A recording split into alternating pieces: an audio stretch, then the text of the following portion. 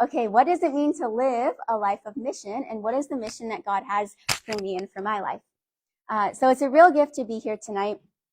And I just love the word mission. Like, it's something that I feel really passionate about and I get really excited about. So I feel like mission ignites the heart. It ignites all of our hearts. And we are led to ask this question of, why am I here? And as we read in the Catechism, we're here to know, love, and serve God. And in my experience of doing mission, I have discovered that so often I can think, okay, I'm going to go out into the world and I'm going to volunteer and do this good thing, or I'll do this for God, I'll give this to Him. But so much when we desire to do that, God is such a generous giver, and He has so much more to give us in return. So no matter what we might feel like we're giving to God, He has so much more to give us than what we could ever imagine. And I've discovered that my own heart is the mission field. When I think I'm going to go on, do some volunteer work, I'm going to go help someone out, I discover that actually the Lord wants to work in my own heart, and He wants to prune and tend to me through doing mission. And so I just would love to share with you guys some stories tonight of some of the experiences I've gotten to do on mission and how God has been pruning my heart and leading me and teaching me.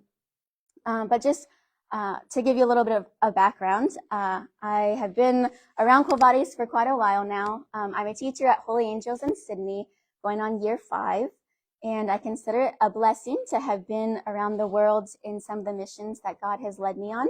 He's taken me to places I never imagined. I am from Fort Laramie, so I grew up in a small town on a farm with a farm family and just like very simple, standard Ohio life. But God has given me a really exciting story that I love and I'm so grateful for, and definitely didn't write it myself. But some of my mission experiences have included going to Haiti, the Dominican Republic, Belize, Australia, New Zealand, New Jersey, Tanzania, Sydney, Ohio, Maria Stein, Fort Laramie, and a lot of places in between. And what I've learned in all of this is that my life is not about me. And what I love so much about doing mission work is being part of something much bigger than my own self, than my own world, and to be a part of something that God has for me. And what I've learned in all of this mission is that the word mission is all about relationship. And no matter what we do in our life, whether it's going to work or going to school or taking care of our family or studying or traveling or cooking or cleaning, it all comes down to relationship. And it's relationship with God the Father. And so in any experience I've had in an exciting mission or a local mission, it's all been God leading me back to His heart and teaching me that He is what my life is all about. And so I want to share a few stories with you tonight of some of the experiences I've had, but then also the lessons that God has taught me through these missions. My first experience of a mission trip was when I was 17. And some of you might have the joy of knowing Linda Tiemann or been on a mission trip to Haiti with her. But if you know Linda, or if you've been on that experience to Haiti, then you know what a gift and what a joy it is. So I am super grateful for my first mission experience out of the country, going to Haiti with Linda. And part of our mission was we went to this baby hospital. And as our group was waiting outside the baby hospital, Linda was talking to us. And this hospital was a hospital that Mother Teresa had started. So her sisters worked in the hospital and were caring for all these children. And there was this big tree outside of the building, and there was a big rock underneath it. And I remember Linda pointing to that rock and saying that years prior, she had sat in that place on that rock with Mother Teresa herself and had talked to her about her mission and her ministry. And then our team got to go inside and to help take care of the babies for that whole day. And our job there was simply to hold the babies and to love them, because there just wasn't enough help there to care for the babies. And all the babies in this hospital were so sick that like they weren't going to live to be 5 years old. And so our job was simply to show as much love to these babies as possible by holding them and being the face of Christ to them. And so the first thing that I feel like the Lord captivated my heart with on this mission experience is that love is the greatest gift that we can give. And I think that's what mission all comes down to, our relationship with God the Father, and it's a call to love. And every person's call to love might look a little bit different, but love is the greatest gift that we can give. My next story I want to share with you is a lesson that the Lord has taught in surrender and trust. I lived in Australia for 2 years serving with Net Ministries. If anyone's familiar with Net's pretty big in the United States, but it's also in Australia. So after college, I moved to Australia for a couple years and lived there and got to do mission all around the country. And it was an incredible experience, full like a roller coaster, highs and lows, but such a gift. And the second year I was there, I was on a team that traveled all across the country. And every 3 or 4 nights, we were going to a new place and meeting new people and working in the schools and the parishes there. And the thing about Australia is whenever you travel all the way across the country, it's really big, like almost as big as the United States. So it takes about 5 days to travel from east to west. And our team had to travel all the way across the country.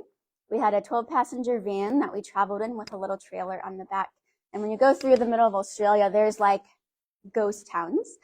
So anytime you go through a town, you need to make sure to stop and fill up the vehicle with fuel because you have no idea when the next gas station is going to be.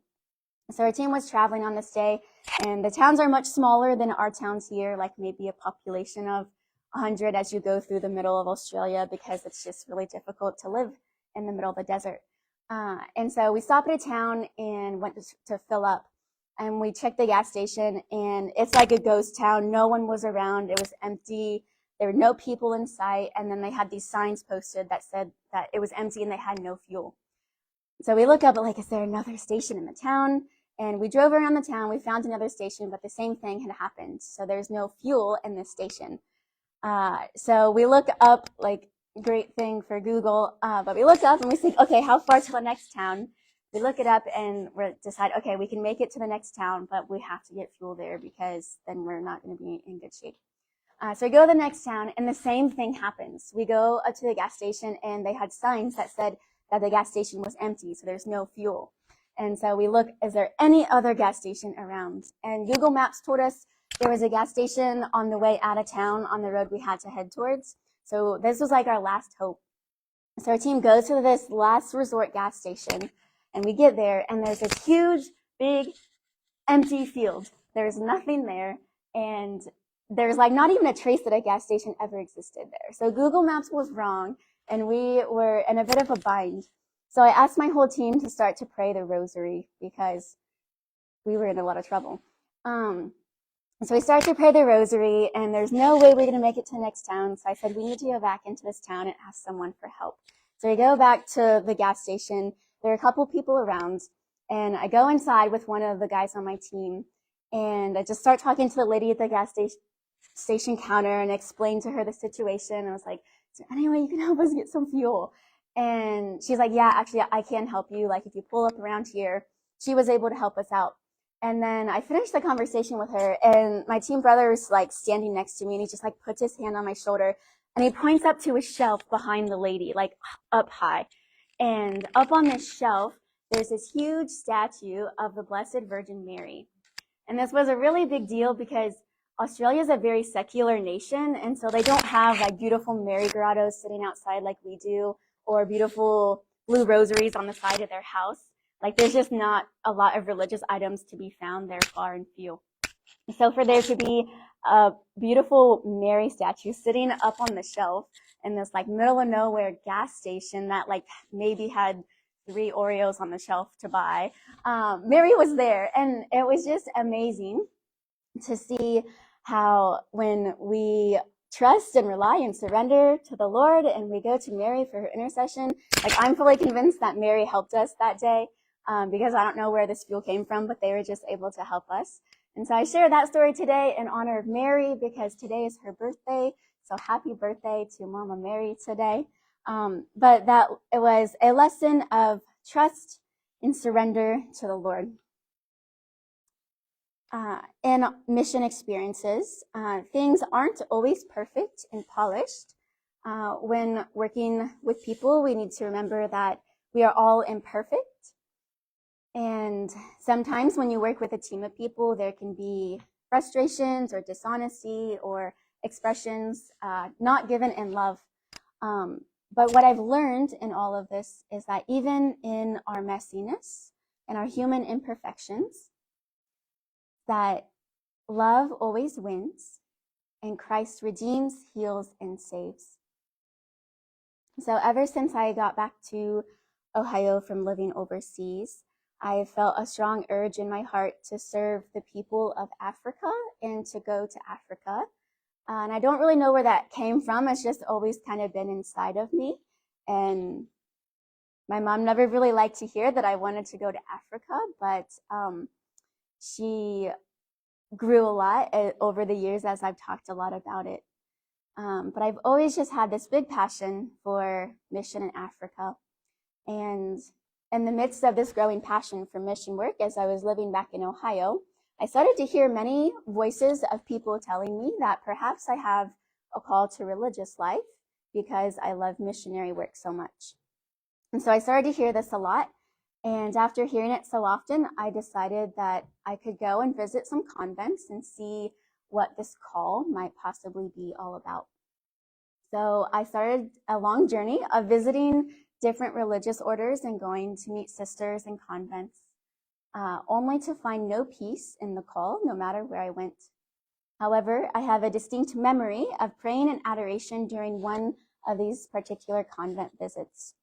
And as I prayed in adoration, I wrote this conversation with the Lord and then forgot about it. And then a year and a half later, God reminded me of the conversation in a way that he used to speak to me. So 2 years ago, I was praying in adoration at a convent with sisters, and I wrote this prayer to God. I said, "Lead me, Lord, and I will follow you," because I was discerning vocation. And the Lord said, "Come, follow me, and I'll show you."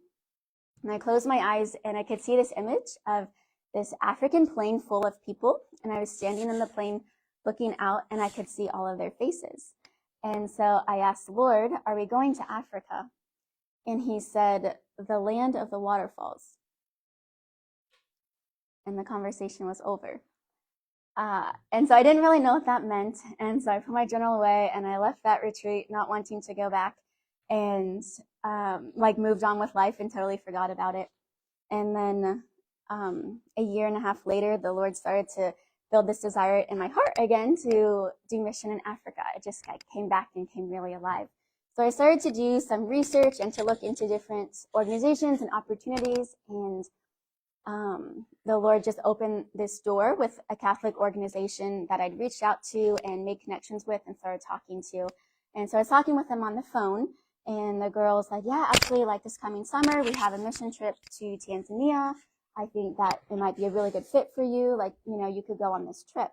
And so I started to pray about it, and it seemed like all the doors were opening. And I just asked the Lord and said, "Okay, God, I will go on this trip, but I just need one more affirmation that this is actually what you want me to do.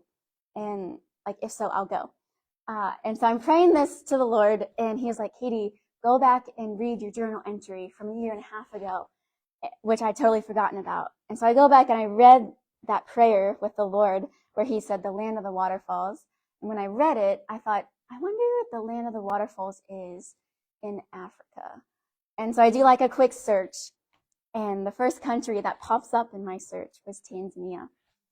And I just read that and was just kind of baffled and was like, "Okay, Lord, thank you. I hear you loud and clear. I'll go." And so I signed up and I went. And just such a gift to hear the Lord speak so clearly. And I think also a testament that God works in his own time and not on our time. Because for me, I think a year and a half ago, why would he write that prayer to me about long ago and then use it a year and a half later? But he truly does work in his own time, which is beautiful and perfect. And so this past summer, I went on a mission trip to Tanzania with a Catholic organization and got to be there for 2.5 weeks serving in a rural community of Tanzania. and just really experience the heart of Africa and the heart of the people there and the life and the culture, which is so different to life in America. Like there's just so many things that I can make a list of differences. But the heart of the people is so beautiful. And I just want to share with you a few experiences from this time in Tanzania of ways that the Lord was stretching my heart and molding me and teaching me things. Because remember that mission it is about doing good in the world, but in doing that good, God really wants to work inside of us and prune us to become the person who he wants us to be. So on this mission trip, I got to work with a team to teach so much about the pro-life movement. We got to teach about the development of the baby in the womb and to teach about the gift of the body and the way God intends for us to use our bodies, and to teach about modesty and chastity and natural family planning and just a lot of beautiful things that was very empowering to the community. These people were so beautiful. Their hearts were so open and just incredibly grateful and joyful to learn everything that we were sharing with them. But one of the things that I noticed in their culture was that I would meet a lot of religious sisters there and a lot of community members, and everyone wanted me to pray for them. They had so many prayer intentions. They would come and speak to me and say, like, please pray for this intention. Please pray for this person. Please pray for my mother, my aunt, my cousin. Like, they had so many prayer intentions. And one of the mothers of an order was speaking with me, and she gave me this specific intention that I just can't forget. And she said, please pray for Emmanuel. He's 25 years old, and he went to the witch doctor, and now he walks like an old man with a hunch in his back. And witchcraft is really big in the culture of Africa and Tanzania because it's cultural and it's tribal there. So when Christianity was introduced to Africa, it was in addition to all of their current practices. So even though the people are Catholic, they still have these witchcraft traditions that they still practice. Or in the case that going to see a witch doctor is a lot less expensive than going to a hospital or medical doctor. So that's just kind of the situation of their life, that they have this real spiritual battle that's going on between the witchcraft and Catholicism. And so a lot of our teaching was about how Jesus is healer, and rather than participating in witchcraft, like go to the Lord because he is the true healer. And everyone on our team had a chance to share and to do different teachings for this huge crowd of people. Like hundreds of people would come every day and listen to the things that we were teaching. And one day I got to share some of my just own experience and testimony. And tithing is really big in their culture. So being in a rural area, like for people to tithe and like to bring their cow or a goat was like not unheard of. So some people were bringing like animals to like as an offering of gratitude, like thank you for being here. This is my tithe. And so after sharing one day, there was a woman from the audience who came forward, and she had a coin, and she gave me this coin, and she said, thank you so much for sharing. God has touched my heart through what you have taught me, and I understand what you are saying. I understand what you are teaching. And she gave me this coin and then went back into the crowd. And I was so humbled by her gift, because this woman probably gave something that meant a lot to her. There's a lot of poverty there, and so to give money like that just says a lot about her character. But she reminded me so much of the woman in the gospel who was the poor widow and gave everything that she had. And I just share this woman's story as a testament of her faith, a woman who was so grateful to God to grow closer to him that she was willing to give so much. And our group leader afterwards, he kind of just made a comment to me and was like, you know what, of all the people who gave tonight, that woman probably gave the most, because she didn't look like she had a lot to give. And so people's hearts and their faith is just what makes them so beautiful. And to encounter that is to encounter the face of God and the face of Christ in other people. And so when we have this, when we set out on mission, we get to meet the face of Christ in the missions that he's giving us. Also, while in Tanzania, we got to go to an orphanage and do some ministry while we were there. And there were about 32 children in this orphanage. and our bus parked in front of the orphanage, and our team started to get off of the bus. And some of our teammates were from Tanzania who were like our translators and helped with music.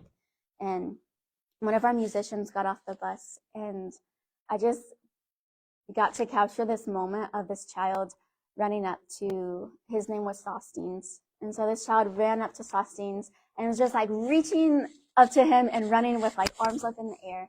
And Sostine just bends down and like picks him up and like gives him the biggest hug. And in that moment, I think it might have been one of my most favorite experiences of being in Tanzania, because I just saw this like encounter of love. And that's what mission is all about. Like, humans and people are so hungry for love, to be held and to be known and to be seen and to experience the face of Christ. And something as simple as a hug is an expression of love. And so whether that's like an interaction with children at an orphanage, or an interaction with our parents and our families or our siblings, or someone who we just had a fight with, like, in all of these ways, God calls us to mission. And while we were at this orphanage, we met a priest who lived there to help care for the community. And he was a priest from Ireland, so he had his like strong Irish accent. But he was in a wheelchair at this point because he was getting a bit older. And he was part of the Salesians community, and they had sent him there. And he could have chosen to go back to Ireland if he'd wanted to, but he chose to stay in Tanzania in that community with the children because he loved it there so much. And he said, "This is my home and this is where I belong."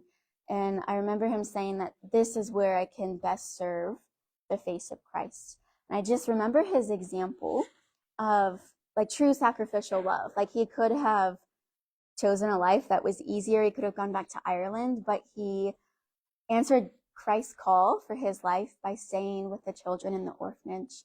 And I think that's a beautiful witness for his call, and to know that like maybe some of us are called to that, but also maybe some of us are called to make sacrifices in other ways and to share God's love in other ways. When I was leaving Tanzania, I was saying goodbye to one of the priests who helped us there, and he said, "Life is not about things, life is about people." And his words were so simple, but they really stuck with me as I was leaving their community and saying goodbye. Life is not about things, life is about people. And I think that brings me back to what I feel like mission is all about. Mission is all about relationship with God the Father, and that relationship grows through having relationship with others. And so regardless of the things that we may or may not have, if we have people in our life, then we are truly wealthy. And when I think of modern day missionaries, first I think of people who travel the world to preach and teach the gospel, which Jesus has called us to and commissioned us to teach the gospel. But then I also think of the very humble servants who live right here in our own community and in our own town. People who are volunteers, priests, parents, mothers, fathers, who serve their families. When I was in Tanzania, they taught us that the word safari means journey. And so we can use the word safari and say, you know, this is like our life safari. It's a journey that we are all on. And our call to mission is probably all going to look a little bit different, because not everyone's called to go to different corners of the world or travel overseas. But I do really want to speak the truth that everywhere that God places us is a mission field, whether that's at school or at work or in your family or with a group of friends. But there's mission everywhere in the world. When I got back from Tanzania, I made a new friend at the grocery store. There's this man who works at the grocery store, and I had like seen him all the time. But then I had a really fruitful conversation with him when I got back. And I learned all this stuff about his life. And this man he works at the grocery store, but he's a pilot, but he works for an airline that doesn't pay very well. So he works like 4 jobs to provide for his wife and his family. And so now going to the grocery store is like so fun every time, because I get to like see him and just talk to him. And I share that story because I think like that's what mission comes down to, and that's what it's all about. Because I've shared a lot of stories tonight about my experience and what God has called me to. But not everyone's called to go to Tanzania, and not everyone's called to go to Australia. But we are all called to mission in a way that loves, serves, and glorifies God. Another example of a call to mission that I get to see very personal in my own life is the witness of my parents. My parents are not travelers and would never go overseas and do mission, but they support me and what I do. But my parents are the sacristans at our local parish, and I get to see my parents putting in a lot of behind the scene hours to take care of the church and to iron the linens and to change out the candles and to make sure mass is set up and to set up for funerals and weddings and all of these things, and to make sure the church is locked up and just taken care of. And I share this witness of my parents tonight because I think they're such a good example of what it means to be a missionary, to do the simple, ordinary, but extraordinary things that make life beautiful and that lead us to know, love, and to serve God. At the end of our life, we will not be asked, how much work did I do? But we will be asked, how much love did I give? And so when I think about mission, this is what I think about. It's an invitation to love and an invitation to grow in relationship to God the Father. So it's not about how much work did I do. It's about how much love did I give.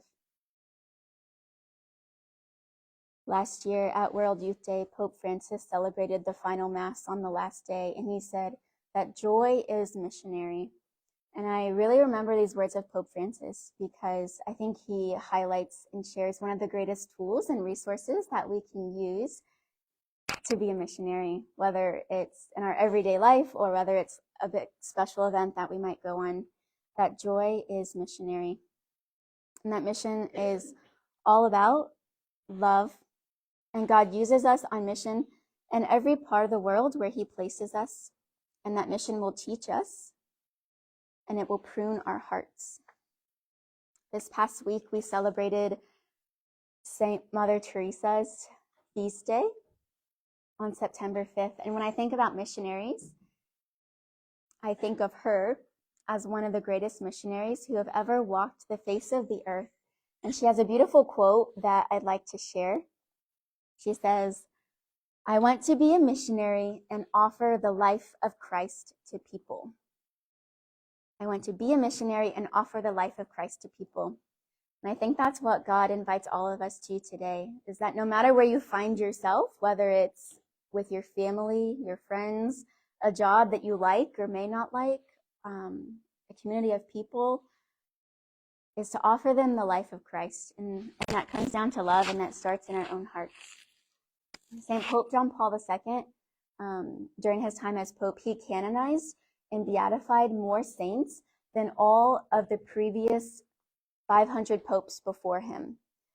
And so the reason he did that was because he wanted to show that holiness is for everyone, and holiness is real, and it's within reach. And so we have thousands of people who are now declared saints. Their lives have been studied and they've been officially beatified or canonized. And I think that St. Pope John Paul II teaches us such a powerful lesson because he doesn't want us to feel like holiness and sainthood is something that people did thousands of years ago, and maybe in another 1,000 years, then I can be a saint. But the reality of that sainthood is actually here right now, living among us, and it's a call that God has for each and every single one of us. And I share this tonight because I feel like that's what it means to live a life on mission and to do mission work. If I could actually rephrase that mission work statement, I would rephrase it as a mission of love, because God doesn't care about how much work we do. He cares about how much love we give. Last night, I was praying before I went to bed, and I said, Lord, if there's anything else that you want spoken in this talk, please remind me of it and make it known so that I can say it for you. And when I woke up this morning, the Lord was just saying, John 10, John 10, John 10. It was just so clear in my mind. So I was like, well, I don't know what's in John 10, but I'm going to go find out. So I open up to Gospel of John chapter 10. And God is just such a good Father. Because the first thing in John chapter 10 is the story of the Good Shepherd.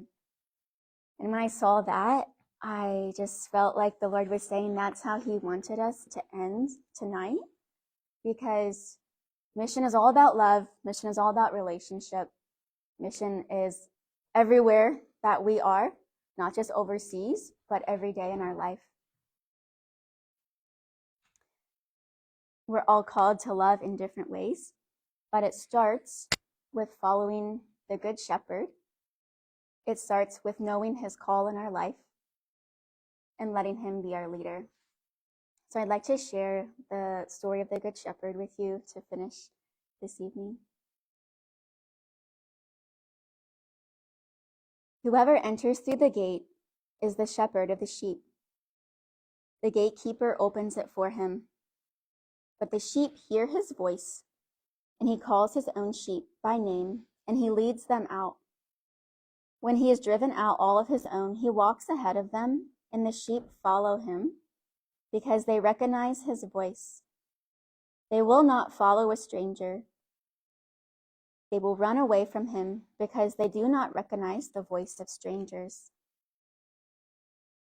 I am the gate. Whoever enters through me will be saved and will come in and go out and find pasture. A thief comes only to steal and slaughter and destroy. I came so that they might have life and to have it abundantly. I am the good shepherd. A good shepherd lays down his life for his sheep.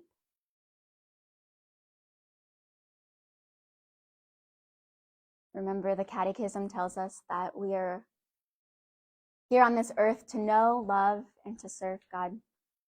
I think it starts with this parable that Jesus is our good shepherd. He is our loving Father. He lays down his life for us so that we might have abundant life. And he calls us to share that with others. So it is my hope and prayer tonight that the Lord has ignited something in our hearts so that we might go out and to be his missionaries in the world in every way that he calls us to, in the big and the small. But to remember that it's all about the love that we give and not the work that we do.